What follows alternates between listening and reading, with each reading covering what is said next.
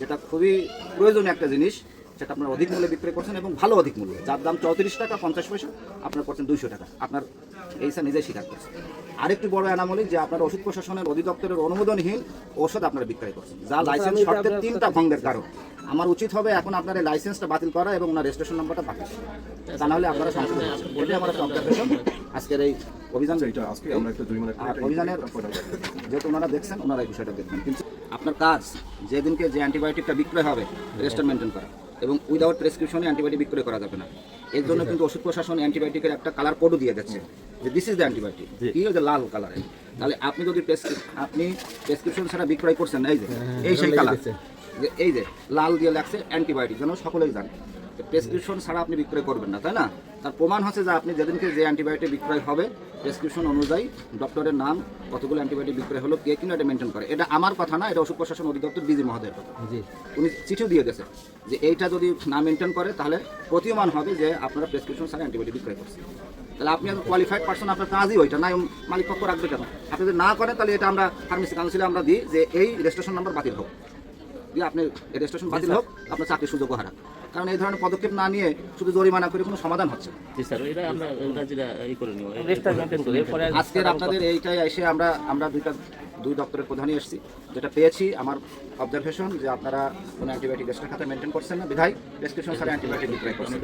1 আর 2 বড় যেটা অ্যানামলিস, যেটা আপনারা হচ্ছে যে অধিক মূল্যে প্যাথিডিন দাম বেশি না তাহলে না, কিন্তু এইখানে তো আছে 34 টাকা 50 পয়সা প্রতি মূল্য।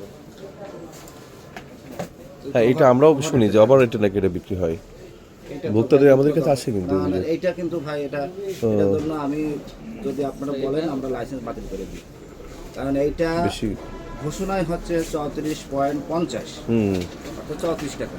আর আপনি প্লিজ এদিকে তাকান, আপনি কি এই জায়গার এইচআর ম্যানেজার? না, আমি ফার্মেসি। আপনি বললেন কত দিয়ে রাখেন? 200 টাকা করে। তাহলে উনি বলছে 200 টাকা দিয়ে রাখেন, আর এটা লেখা আছে 34 টাকা পার পিস, তাহলে কেমন হলো বলেন তো? তাহলে এটা আপনার আইনত দণ্ডনীয় অপরাধ এবং আপনি জনসাধারণকে, রোগীকে ঠকাচ্ছেন। এটা কিন্তু ঠিক না ভাই। তো এইটা তো দুঃখজনক। হ্যাঁ, এটা খুবই দুঃখজনক। এইগুলো কিন্তু কেন এটা করতে হয়? এটা যদি 150 টাকা দিয়ে যদি আপনাদের যদি কিনে আনা হয় তাহলে সেই রেকর্ডটা দেখান, তাহলে এটা আমরা ডিজি মহোদয়কে বলতে পারি যে গণস্বাস্থ্যই 150 টাকা দিয়ে বিক্রয় করছে, সুতরাং ওনারা কি করবে, তখন আমরা গণস্বাস্থ্যকে ধরতে পারি। কিন্তু আপনাদের কাছ থেকে যদি 200 টাকায় বিক্রয় হয়, উনি নিজে স্বীকার করলেন আমাদের টিমের সামনে, উনি ভোক্তা সংরক্ষণ অধিদপ্তরের অ্যাসিস্ট্যান্ট ডাইরেক্টর। হ্যাঁ, তাহলে এটা তো দুঃখজনক। আমরা তো চাকরি করি, আমাদের তো জবাবদিহিতা আছে। তাহলে আপনারা একজন সচেতন লোক হয়ে এখানে সম্মানিত ডক্টররাই মানে এর প্রধান, এটা কেমন হলো না?